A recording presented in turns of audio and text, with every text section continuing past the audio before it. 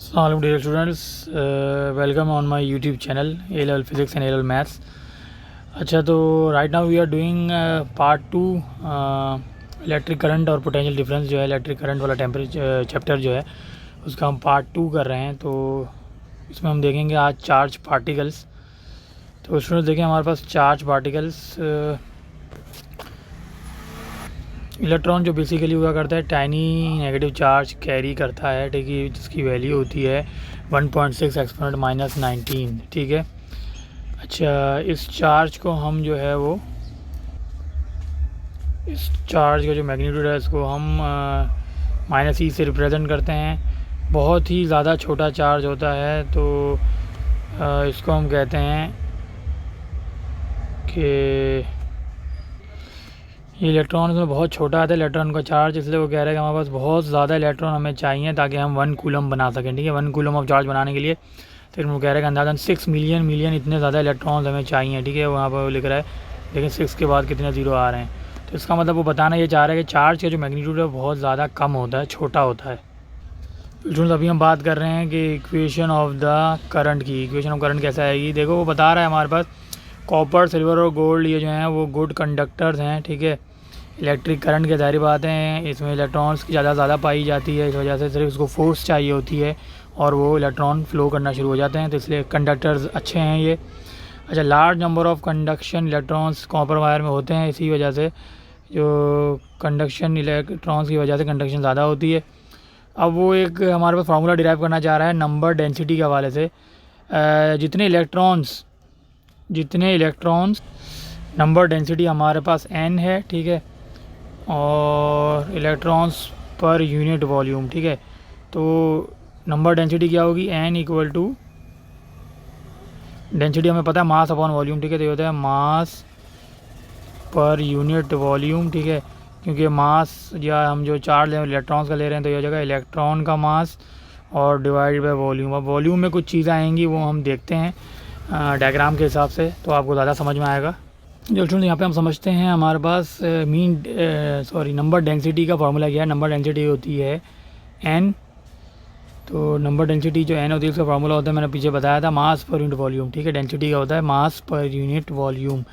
मास होता है इलेक्ट्रॉन्स यानी इलेक्ट्रिक करंट का फ़्लो, तो इसलिए हमने जो है मास ऊपर रख दिया, इलेक्ट्रिक करंट का फ़्लो, इसके अंदर इलेक्ट्रॉन का मासेस पाया जा रहा है, इसलिए हम इस करंट को न्यूमरेटर में रख रहे हैं। अच्छा, डिनोमिनेटर में आएगा वॉल्यूम, ठीक है। तो वॉल्यूम जो आएगा जिस भी कंडक्टर में इलेक्ट्रॉन्स फ्लो करेंगे उसको वॉल्यूम क्या होगा हमें पता है, वॉल्यूम होता है एरिया इंटू लेंथ। एरिया और उसके साथ अगर लेंथ मल्टीप्लाई करते हैं तो it will become the volume. तो यहाँ पे एक और चीज़ आएगी वॉल्यूम के साथ। अब देखो कि वॉल्यूम को हम कन्वर्ट करेंगे, हमारे पास ये तो एरिया, ठीक है, तो एरिया तो यहाँ पे आ रहा है, ठीक है, ये तो एरिया आ रहा है। फिर यहाँ पे एक स्मॉल वी आएगा, वो होता है मीन ड्रिफ्ट वेलोसिटी, उसके साथ चार्ज भी आएगा, ठीक है। तो असल में जो वॉल्यूम है v वो AV/Q के बराबर होगा, मतलब जिस एरिया पे जिस मेटल कंडक्टर के एरिया पे इलेक्ट्रॉन या करंट फ्लो कर रहा है वो multiplied by the drift velocity v small v and multiplied by the charges, ठीक है ना। तो वॉल्यूम इन 3 के बराबर हो जाएगा। तो हम लिख सकते हैं कि volume is the product of AV and Q, AV/Q, ठीक है स्टूडेंट्स। तो इसी तरह हम जब अगर इलेक्ट्रॉन करंट की अगर वैल्यू निकालनी है इससे, तो हम क्या करेंगे कि n के साथ सबको मल्टीप्लाई करवा देंगे, यानी कि ये जो AV/Q है मुझे करंट की वैल्यू चाहिए, तो क्या करूँगा n के साथ AV/Q को मल्टीप्लाई करवा दूंगा, तो here current will become current is equal to NAV/Q, ठीक है। इट मीन्स करंट बराबर होगा number density multiplied by the cross sectional area multiplied by mean drift velocity small v and multiplied by the charges. तो ये हमारे पास electric current की definition आ जाएगी in terms of number density. अच्छा स्टूडेंट्स, अब हम डिराइव करने चाह रहे हैं ये वाली equation I equal to NAV/Q। अब देखो कैसे, इसमें तो हमें सबसे पहले नंबर ऑफ इलेक्ट्रॉन्स चाहिए होंगे, ठीक है। तो हम कहते हैं भाई हमारे पास अगर किसी भी टाइम t के ऊपर अगर इलेक्ट्रॉन्स किसी कंडक्टर की अगर लेंथ l है तो उस वायर से वो क्रॉस कर रहे हैं, ट्रैवल हो रहे हैं, तो हमारे पास नंबर ऑफ इलेक्ट्रॉन्स कितने हो जाएंगे, number of density multiply by volume, ठीक है। तो ये हमारे पास क्या हो जाएगा नंबर डेंसिटी तो ये होती है n, ठीक है। नंबर डेंसिटी तो n हो जाएगी, ठीक है स्टूडेंट्स। तो हमारे पास जो वॉल्यूम मतलब वायर होगा वो क्या होगा, एरिया मल्टीप्लाई बाय लेंथ, ठीक है ना। जब भी एरिया और लेंथ को मल्टीप्लाई करते हैं तो हमारे पास वॉल्यूम आ जाता है, ठीक है,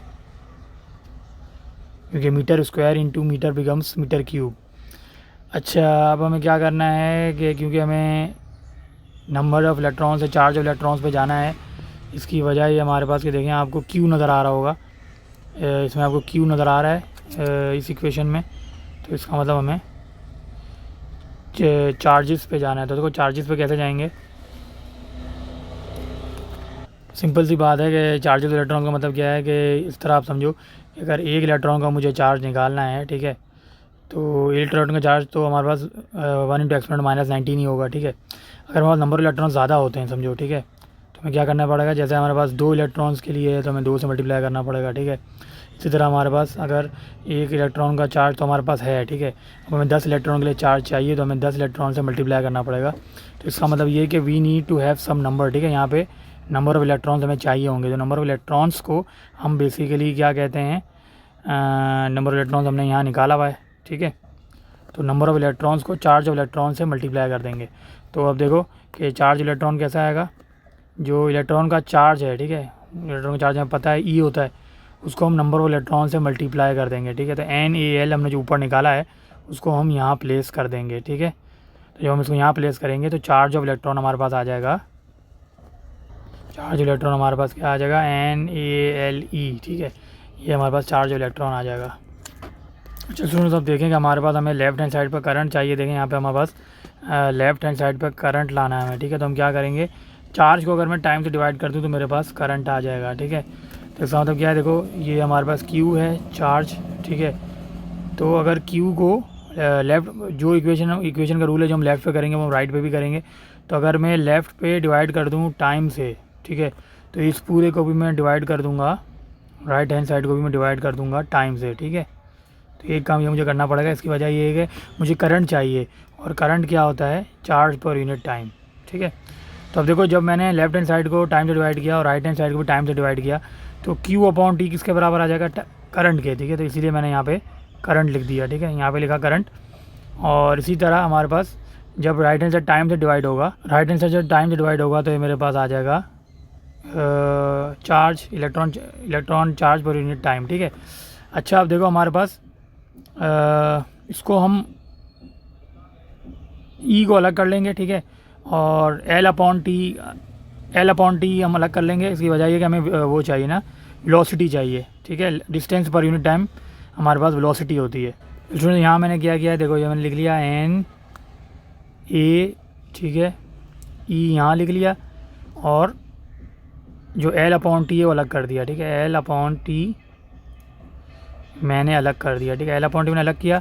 हमें मुझे पता है कि वेलोसिटी किसके बराबर होती है, वेलोसिटी ड्रिफ्ट वेलोसिटी भी हमें चाहिए करंट के फार्मूले में। तो इसलिए हम क्या करेंगे, L/T को जो है L/T, तो ड्रिफ्ट वेलोसिटी हमारे पास क्या हो जाएगी, L/T हो जाएगी। तो इस L/T की जगह हम V प्लेस कर देंगे, ठीक है। तो अब आप नीचे आ जाओ मेरे साथ, तो आपको ये नज़र आ रहा होगा, ये देखो लेफ्ट हैंड साइड पे तो चार्ज अपॉन टाइम मैंने किया था तो करंट आ गया, ठीक है, ये तो करंट आ गया, ठीक है। अच्छा यहाँ पे क्या है, हमारे पास NaE तो है ही है, ठीक है। राइट हैंड साइड पे क्या है, मतलब कि मैं लिख रहा हूँ लेफ्ट हैंड साइड है I = NaE, सही है। और length per unit time, conductor की जो लेंथ है उसको हम टाइम में डिवाइड करते हैं तो उसमें हमारे पास वेलोसिटी आ जाएगी जिस वेलोसिटी से वो इलेक्ट्रॉन्स वहाँ मूव कर रहे हैं। तो L/T को मैं हटा के क्या लिख दूँगा, L/T को मैं हटा के यहाँ V प्लेस कर दूंगा। तो इस तरह हमारी करंट की equation in terms of number density, area, electron charge और ड्रिफ्ट वेलोसिटी की फॉर्म में डिराइव हो जाएगी NaVe। तो ये देखें हमारे पास NaVe डिराइव हो जाएगा, ठीक है स्टूडेंट, उम्मीद है आपको ये समझ आया होगा। अच्छा स्टूडेंट, अब वो कह रहे हैं कि हमारे पास जो इलेक्ट्रॉन चार्जेस होते हैं वो ज़रूरी नहीं है जो मूविंग चार्जेस हैं वो इलेक्ट्रॉन की फॉर्म में हो तो ही करंट फ्लो करेगा, ठीक है। तो उसने हमें बताने की कोशिश की है तो मूविंग चार्जेस अदर जो इलेक्ट्रॉन करंट फ्लो करता है वो हमेशा पॉसिबल नहीं है कि इलेक्ट्रॉन के ही हों, ठीक है, चार्जेस डिफरेंट भी हो सकते हैं। नेगेटिव चार्जेस के अलावा पॉजिटिव भी होता है, हमने इलेक्ट्रोलाइट के सोल्यूशन में देखा था कि अगर नेगेटिव चार्जेस मूव करते हैं हमारे पास पॉजिटिव की तरफ तो पॉजिटिव वाला भी नेगेटिव की तरफ मूव करता है, तो करंट कंडक्शन में दोनों ही इन्वॉल्व होते हैं, ठीक है। तो हमारे पास आयंस दोनों इन्वॉल्व होते हैं, पॉजिटिव और नेगेटिव। तो इसको हम फिर आयंस को, पॉजिटिव और नेगेटिव को फिर हम जनरलाइज कर देते हैं, ठीक है। पॉजिटिव और नेगेटिव को फिर हम क्या कर देते हैं कि ये कोई चार्जेस हैं, ठीक है। तो हम ई को हटा के इसीलिए फिर हम क्यू को रिप्लेस कर देते हैं, मतलब ई को रिप्लेस करके हम क्यू डाल देंगे, ठीक है। तो यहाँ पे जो हमारे पास ई है, क्योंकि ये तो सिर्फ इलेक्ट्रॉन को डोनेट कर रहा है, लेकिन चार्जेस जो इलेक्ट्रॉन करंट फ्लो का जो ताल्लुक है वो चार्जेस दोनों से है, पॉजिटिव और नेगेटिव आयन दोनों से है। तो इसलिए फिर हम क्या करेंगे, ई को हटा के हम क्यू डाल देंगे। तो हमारी डेरिवेशन जो है वो पूरी मुकम्मल हो जाएगी। That is current is equal to N A we Q, that is N is the number density, A is the area where the current or charges are flowing, V is the drift velocity and Q is the general charges. It can be any positive ion or negative ion. तो ये हमारा जो है वो derivation मुकम्मल हो गई, I equal to N A we q. अच्छा, अब ये देखें कि हमारे पास ड्रिफ्ट वेलोसिटी का उसने कनेक्शन बताया, रिलेशनशिप किसके साथ डायरेक्टली प्रोपोर्शनल है, किसके साथ इन्वर्स है, क्या चीज़ बढ़ेगी जो ड्रिफ्ट वेलोसिटी बढ़ेगी और क्या चीज़ कम होगी जो ड्रिफ्ट वेलोसिटी कम होगी। अब देखो ये हमारे पास ड्रिफ्ट वेलोसिटी का फॉर्मूला है, ऊपर हमने डिराइव किया था, तो V equal to I divide by N A E, सही है। अच्छा, अगर हमारे पास करंट इंक्रीज़ होगा तो ऑफकोर्स ड्रिफ्ट वेलोसिटी भी बढ़ेगी, ठीक है। तो current and velocity are directly proportional. इसी तरह हमारे पास अगर हम चाहते हैं कि एरिया कम करें किसी भी तरीके से, अगर हम ऐसा कोई वायर लें जिसका हम एरिया कम कर दें तो ड्रिफ्ट वेलोसिटी बढ़ जाएगी। दूसरे अल्फाज में हम ये कहें, एरिया होता है वायर की थिकनेस, जो कंडक्टर होता है ना, मोटा या पतला, वो डिपेंड करता है कि एरिया कितना है। एरिया अगर ज़्यादा है मतलब कि मोटा वायर है या कंडक्टर मोटा है, ठीक है, थिक ज़्यादा है, थिकनेस है। और अगर हमारे पास एरिया कम है, ठीक है, एरिया अगर ज़्यादा है तो समझो कि हमारे पास वायर कुछ ऐसा होगा, और अगर एरिया कम है तो हमारे पास कंडक्टर थोड़ा सा पतला होगा। तो इसका मतलब ये है कि हमारे पास एरिया अगर कम होगा, ठीक है, इस एरिया पे ड्रिफ्ट वेलोसिटी ज़्यादा होगी, ठीक है ना, इस वाले एरिया पे ड्रिफ्ट वेलोसिटी ज़्यादा होगी, ठीक है, क्योंकि यहाँ पे एरिया कम है। और यहाँ ऊपर वाले टॉप डायग्राम में देखें एरिया ज़्यादा है मेटल कंडक्टर का, तो हमारे पास यहाँ पे जो ड्रिफ्ट वेलोसिटी है वो कम हो जाएगी, ठीक है। इसी तरह ये free electrons thinner piece of wire से निकलेंगे तो individual track electron must travel more quickly. इसका मतलब यही है कि अगर हमारे पास एरिया कम होता है ड्रिफ्ट वेलोसिटी कम होगी। उसने समझाने की कोशिश की है कि इलेक्ट्रॉन को तेज़ चलना पड़ेगा, बात वही है, ठीक है, रिलेशन आपको समझना है। जब ये कह रहे हैं हमारे पास नंबर डेंसिटी यानी डेंसिटी ऑफ इलेक्ट्रॉन का ताल्लुक ड्रिफ्ट वेलोसिटी से भी इन्वर्स होता है। हमारे पास एक ख़ास एरिया में अगर नंबर ऑफ इलेक्ट्रॉन्स हमारे पास ज़्यादा पाए जाएंगे, ठीक है, मतलब कोई चीज़ छोटे एरिया में हमारे पास बहुत ज़्यादा इलेक्ट्रॉन्स होंगे, ठीक है, बहुत ज़्यादा इलेक्ट्रॉन्स होंगे, तो हमारे पास क्या होगा, यानी एन बढ़ गया, यानी ये ख़ास एरिया पे हमारे पास डेंसिटी इलेक्ट्रॉन्स ज़्यादा हैं, ठीक है। तो हम ये कह सकते हैं कि ड्रिफ्ट वेलोसिटी यहाँ कम हो जाएगी, ठीक है, क्योंकि बहुत ज़्यादा जो इलेक्ट्रॉन्स है वो तेज़ी से मूव नहीं कर सकते, इनको टाइम चाहिए होगा, ठीक है। तो हम ये समझ सकते हैं कि उस टाइम की वजह से ये जो वेलोसिटी है वो थोड़ी इनकी कम हो जाएगी। इसी तरह अगर मैं एक हमारे पास ऐसा एरिया लूँ जहाँ पे हमारे पास 3-4 ही हमारे पास इलेक्ट्रॉन्स हैं इस एरिया पे, तो इसकी हम कहेंगे कि इसकी इलेक्ट्रॉन की जो डेंसिटी है वो कम है, ठीक है। तो हम ये कहेंगे कि यहाँ पे इलेक्ट्रॉन की डेंसिटी, यहाँ पे हम कहेंगे कि इलेक्ट्रॉन की डेंसिटी कम है। जब इलेक्ट्रॉन की डेंसिटी कम है तो हमारे पास इसको मूव करने के लिए आसानी से मेटल कंडक्टर के रेले रास्ता बनाएंगे और ये आराम से ट्रैवल कर सकते हैं। तो यहाँ पे ड्रिफ्ट वेलोसिटी ज़्यादा होगी, ठीक है। तो अब हम जो है वो देखते हैं आगे कि डायग्राम के हिसाब से वो क्या समझाना चाह रहे हैं। उसमें हमारे पास देखेंगे हमारे पास अगर डबल द करंट होगा तो स्पीड डबल हो जाएगी, डायरेक्टली प्रोपोर्शनल है। तो देखो अगर स्पीड डबल हो जाएगी तो करंट भी डबल हो जाएगा, ठीक है, डायरेक्टली प्रोपोर्शनल है दोनों का रिलेशन। इसी तरह हमारे पास अगर एरिया हाफ होगा तो स्पीड डबल हो जाएगी, एरिया हाफ होगा तो स्पीड डबल हो जाएगी, ठीक है। अब इसका मतलब ये हमारे पास कि V होता है 1 डिवाइडेड बाई A, सही है। तो यहाँ पे अगर हम एरिया हाफ डालें, ठीक है, बहुत आसान है। देखो यहाँ पे मैं एरिया हाफ डाल दूँ, मतलब एरिया की जगह मैंने हाफ डाल दिया तो ये ऊपर चला जाएगा, तो V यहाँ पे ट्वाइस हो जाएगा, ठीक है, ये 2 जो है ऊपर चला जाएगा तो वेलोसिटी हमारे पास डबल हो जाएगा। तो हम देखते हैं हमारे पास जब भी हाफ एरिया होगा तो स्पीड हमारे पास डबल हो जाएगी, ठीक है। इस तरह का इन्होंने सेटअप बनाया रिलेशन के हिसाब से।